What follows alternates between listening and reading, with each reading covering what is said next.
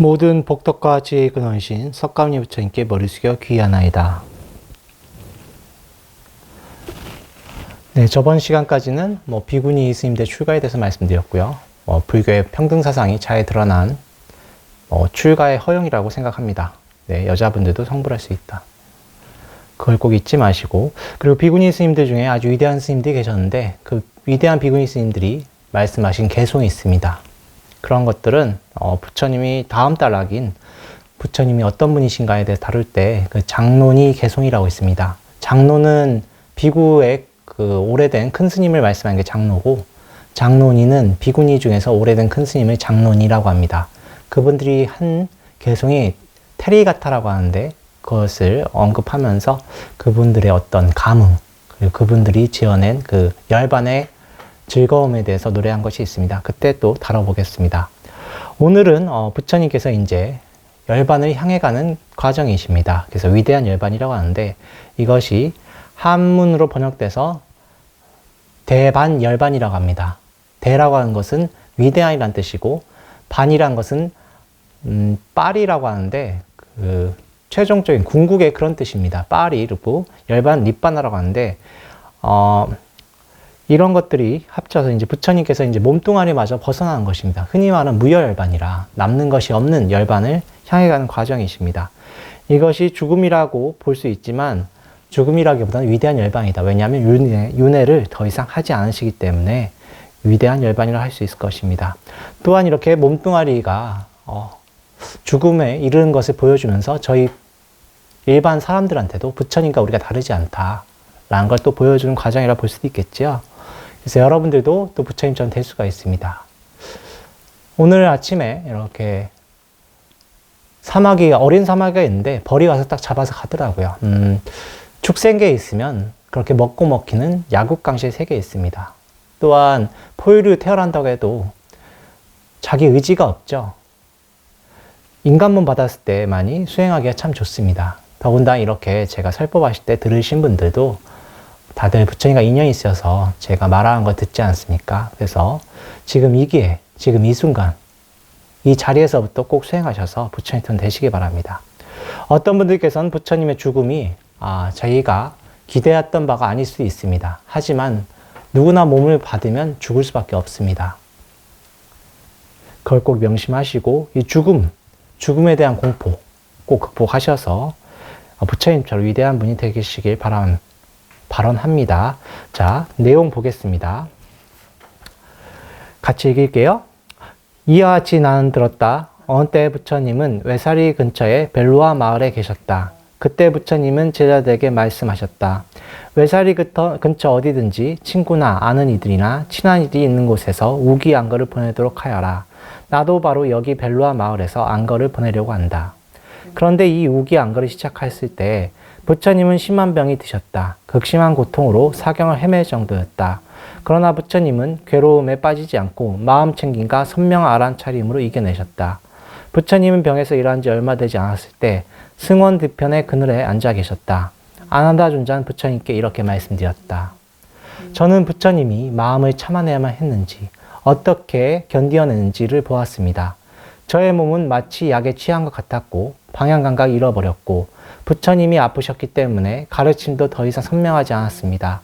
그렇지만 부처님은 비구승가를 위하여 무언가 말씀하시지 않고는 마지막 열반이 되지 않을 거라고 위로가 되었습니다. 아난다야, 비구승단이 나에게 무엇을 기대한단 말이냐? 나는 안팎에 구별 없이 가르침을 그대들에게 다 주었다. 열애의 가르침에 감추어진 것은 없다. 만일 누구든지 생각하기를 내가 비구승단을 맡고 있다든지 또는 비구승단이 내 지시 아래 있다든지 라고 생각한다면 이런 생각을 하는 사람은 무언가 비구승단 위해서 말을 해야만 한다는 사람이다. 내가 비구승단을 맡고 있다든지 또는 비구승단이 내 지시 아래 있다든지 라는 생각은 열애에게 결코 없다. 그러므로 열애가 비구승단 위에 무엇을 말해야 한단 말이냐. 잠깐 끊을게요. 자, 부처님께서 이제 열반을 향해 가십니다.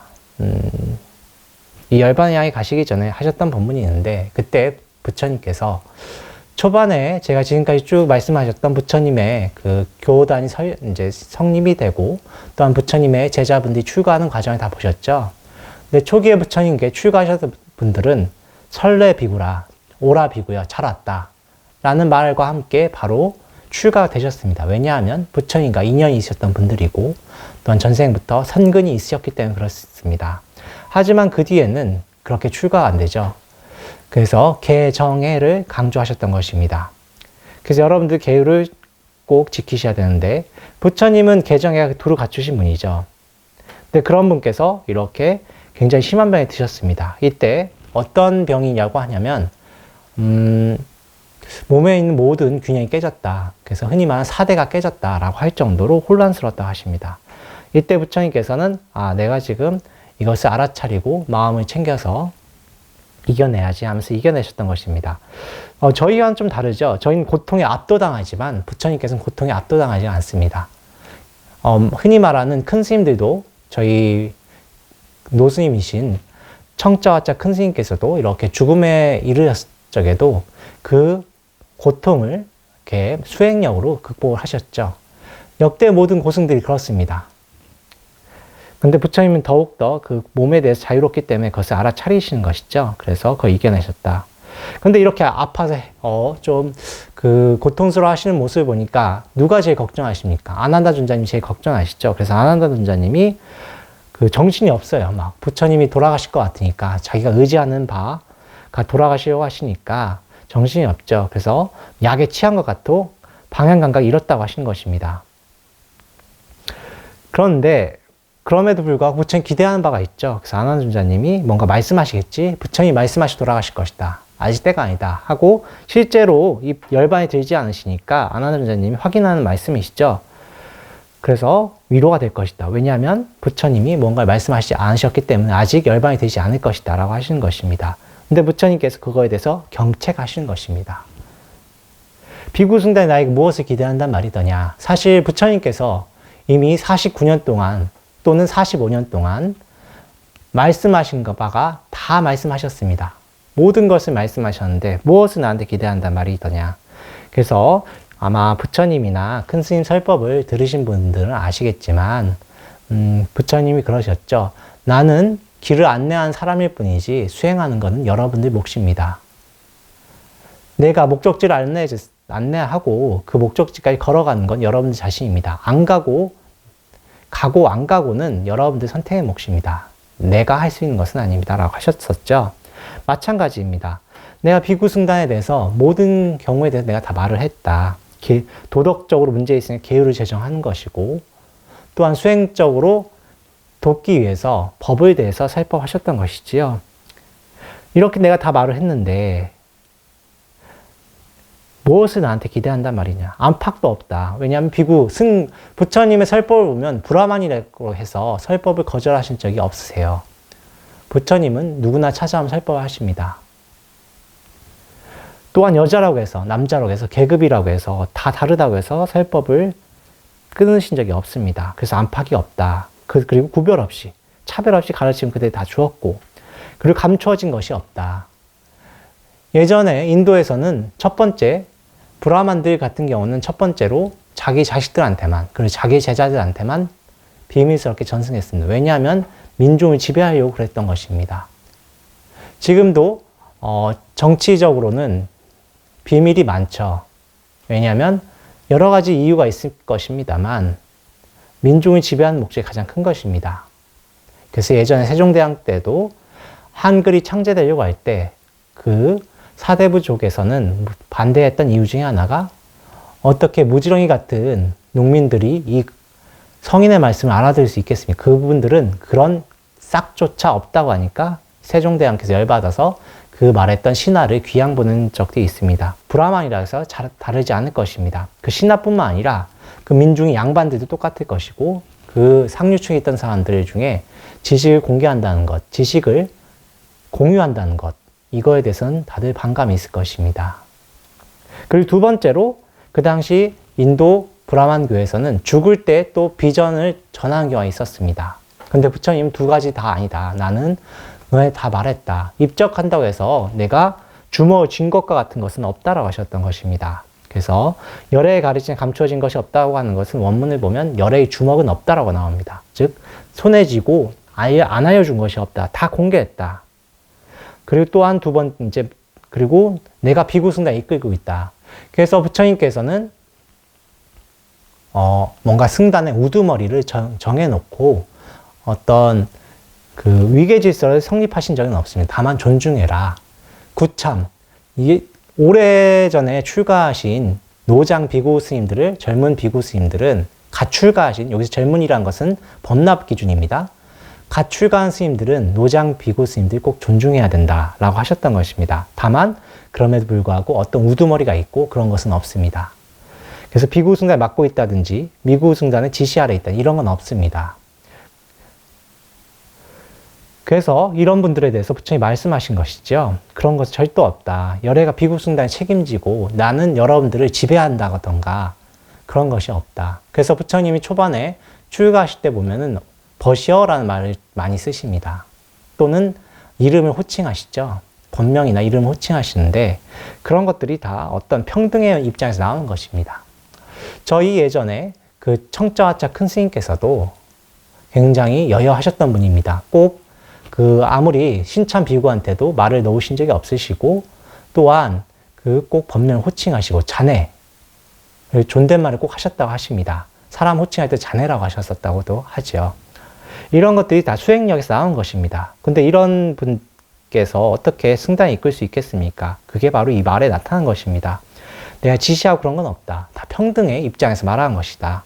난 우두머리도 아니고 그저 이제 스승으로서 그런 것을 알려줄 뿐이다. 자, 그 다음에 또 같이 읽으면서 부처님의 뜻이 어떤 뜻인지 또 같이 살펴볼게요. 아난다야, 나는 이제 늙어 삶의 마지막 단계에 이르렀다. 내 나이 지금 80이 되었구나. 마치 낡은 수레가 가죽끈의 힘으로 가듯이 열애의 몸도 가죽끈의 힘으로 가는 것 같구나. 아난다야, 눈에 보이는 어떤 것에도 주의를 기울이지 않고 모든 느낌들을 소멸하여 열애는 형상을 떠난 집중에 머문다. 오직 이때 열애의 마음은 더욱 안온하다. 그러므로 아난다야, 자신을 섬으로 하고 자신을 기의처로 하고 다른 것을 기의처로 삼지 말라.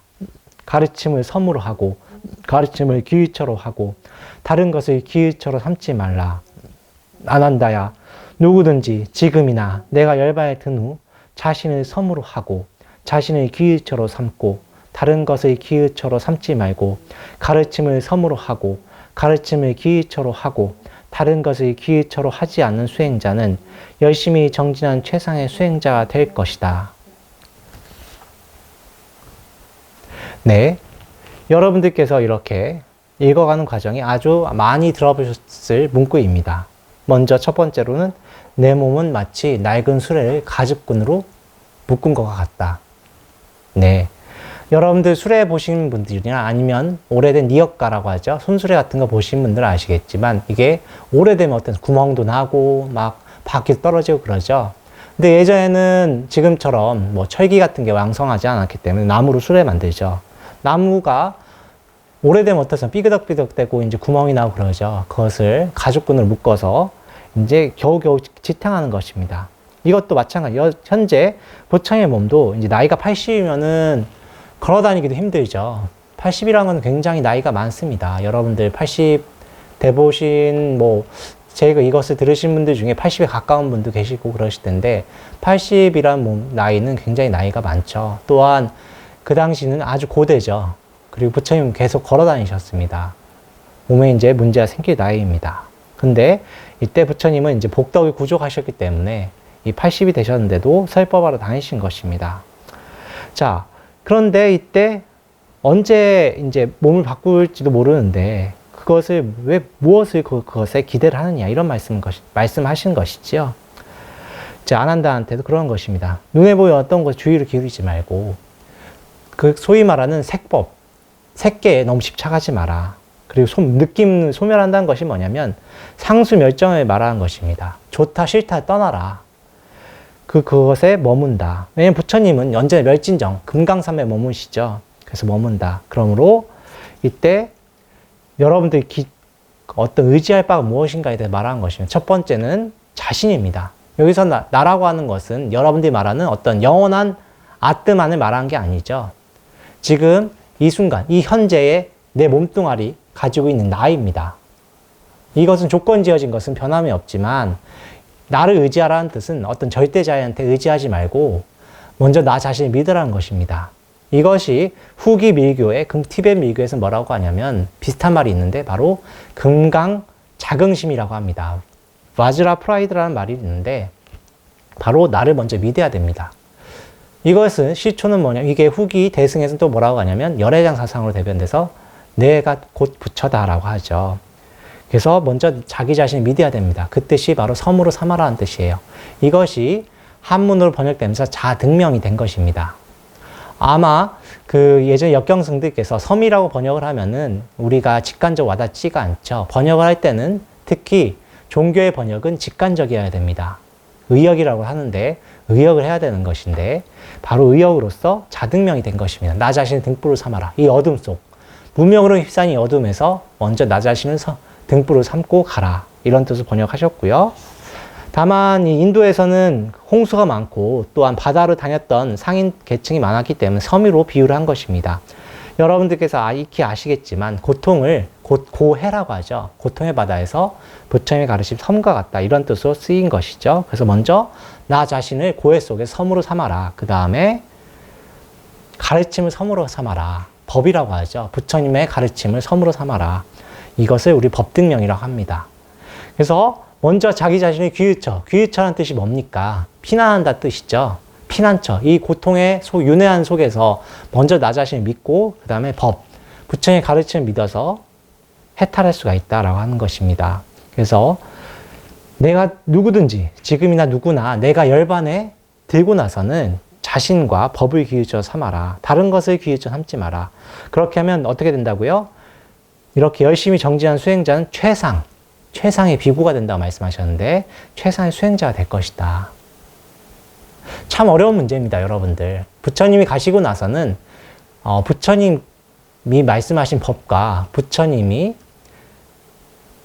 법과 그리고 내 자신이 귀의하셔야 되는데 여러분 참 힘들죠.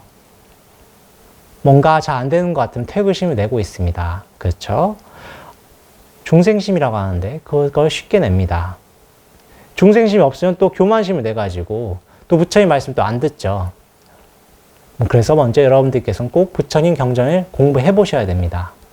부처님 경전을 공부해야 법을 기유처 삼는데 부처님의 법이 뭔지 모르면 안 되지 않겠습니까? 그래서 꼭 경전을 공부해야 되는 것이고 그 경전을 공부하다 보면 내 자신에 대한 믿음이 또 생깁니다. 왜냐하면 부처님께서 뭐라고 하셨습니까? 첫 번째로 내 자신 기유처 삼으라 했는데 그 이유가 뭐냐면 여러분들 자신한테 완전한 불성이 있기 때문에 그렇습니다. 이 완전함이란 뜻은 모든 걸 성취할 수 있는 힘이라고도 할 수 있는 것입니다. 그런데 여러분들 수행하실 때나 사회에서 자비행을 할 때 꼭 힘들면 어떻습니까? 선을 그어버리죠. 난 이렇게밖에 안 돼. 여기에 그 한계를 극복할 수 있는 그 힘이 다 들어가 있는 것입니다. 그래서 부처님께서 이걸 계속 강조하신 것입니다. 그래서 부처님께서는 자기가 신격화되는 걸 거절하셨던 분이에요. 그래서 초기에는 부처님께서 자기 자신을 숭배의 대상으로 삼을 때는 자기 형상을 제작을 금지하셨습니다. 그래서 초기에 나타난 유적을 보면은 뭐 빛으로만 나타난다든가 아니면은 발바닥으로 나타난다든가 아니면 법륜으로만 표시했었습니다. 그런 것이 다 여기에 표현이 되어 있는 것입니다. 자, 다시 한번 말씀드리지만 여러분들 자기 자신 믿으셔야 되고 그 다음 부처님 법대로 수행하셔야 됩니다. 그렇지 않으면 쉽게 태구라든가 아니면 교만심 때문에 내 소멸에 대한 두려움은 극복이 안 됩니다. 그렇게 그래서 부처님 말씀대로 꼭 수행하셔야 됩니다. 그리고 이 다음 시간에는 여기 이 책엔 나오지 않는데 아난다 존자님께서 이 말씀을 듣고 이제 부처님이 이제 열반에 드시려고 할 때 3번 물어보십니다. 어떤 걸 물어보시냐면 아난다야, 열에는 1겁을 여러분들이 원한다면 머물 수가 있다. 이것을 물어보시는데 아난다 존자께서 그 부처님께 머물러 달라고 요청을 하지 않으십니다. 그것이 여기 책에선 빠져서 다음 시간에 그것에서 다루겠습니다. 그래서 오늘 설법 이것을 끝낼 것인데 다시 한번 강조하지만 자등명, 나 자신을 먼저 믿으셔야 됩니다. 태구심 내지 마시고 꼭 나 자신을 믿으셔야 되고 두 번째로는 법등명, 법을 꼭 믿으셔서 이번 생에 부처님 원하시는 여러분들이 행복을 꼭 성취하시기 바랍니다. 부처님과 보살님들은 자기 자신 행복이 아니라 여러분들이 수행하셔서 열반에 도달하는 것을 가장 즐거워하신다고 하십니다. 꼭 그 마음, 그 말씀 잊지 마시고 꼭 수행하셔서 그 경지 성취하시 바랍니다. 나무 석가모니불, 나무 석가모니불, 나무 시아본사 석가모니불.